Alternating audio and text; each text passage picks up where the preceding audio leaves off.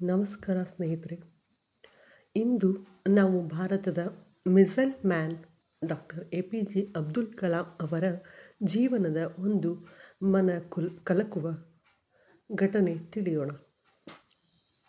ಒಮ್ಮೆ ಕಲಾಂ ಅವರು DRDO ಅಲ್ಲಿ ಕೆಲಸ ಮಾಡುತ್ತಿದ್ದಾಗ ಅವರ ಕೆಳಗಿನ ಅಧಿಕಾರಿಯೊಬ್ಬರು ಬಂದು, ಸರ್, ನನ್ನ ಮಕ್ಕಳಿಗೆ ಸರ್ಕಸ್ ತೋರಿಸಲು ಕರೆದುಕೊಂಡು ಹೋಗಬೇಕು. ಇಂದು ಸಂಜೆ 5 ಗಂಟೆಗೆ ಮನೆಗೆ ಹೋಗಲು ಅನುಮತಿ ಕೊಡಿ ಎಂದು ಕೇಳಿದರು. ಅದಕ್ಕೆ ಕಲಾಂ ಅವರು ಸಂತೋಷದಿಂದ ಒಪ್ಪಿದರು. ಆದರೆ ಕೆಲಸದ ಒತ್ತಡದಲ್ಲಿ ಆ ಅಧಿಕಾರಿ ಸಮಯ ಮರೆತು ರಾತ್ರಿ 8:30ಕ್ಕೆ ಮನೆಗೆ ಹೋದರು. ಮಕ್ಕಳಿಗೆ ಕೊಟ್ಟ ಮಾತು ತಪ್ಪಿದ್ದಕ್ಕೆ ಅವರಿಗೆ ತುಂಬ ಬೇಸರವಾಯಿತು. ಆದರೆ ಮನೆಗೆ ಹೋದಾಗ ಅವರಿಗೆ ಆಶ್ಚರ್ಯ ಕಾಯುತ್ತಿತ್ತು.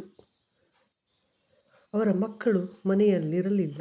ಅವರ ಪತ್ನಿ ಹೇಳಿದರು, ಸಂಜೆ 5 ಗಂಟೆಗೆ ಕಲಾಂ ಅವರೇ ಬಂದು ಮಕ್ಕಳನ್ನು ಸರ್ಕಸ್ಗೆ ಕರೆದುಕೊಂಡು ಹೋಗಿದ್ದಾರೆ ಎಂದು. ಹೌದು ಸ್ನೇಹಿತರೆ, ಒಬ್ಬ ದೊಡ್ಡ ನಾಯಕ ಎಂದರೆ ಕೇವಲ ಆದೇಶ ಕೊಡುವವನಲ್ಲ. ತನ್ನ ಕೈ ಕೆಳಗಿನವರ ಕಷ್ಟ ಮತ್ತು ಭಾವನೆಗಳನ್ನು ಅರ್ಥ ಮಾಡಿಕೊಳ್ಳುವವನು. ಅಧಿಕಾರ ತಲೆಗೆ ಏರಬಾರದು, ಬದಲಾಗಿ ಹೃದಯದಲ್ಲಿ ಮಾನವೀಯತೆ ಇರಬೇಕು. ಧನ್ಯವಾದಗಳು. ನಾನು ನಿಮ್ಮ ಪೂಜಾ KM.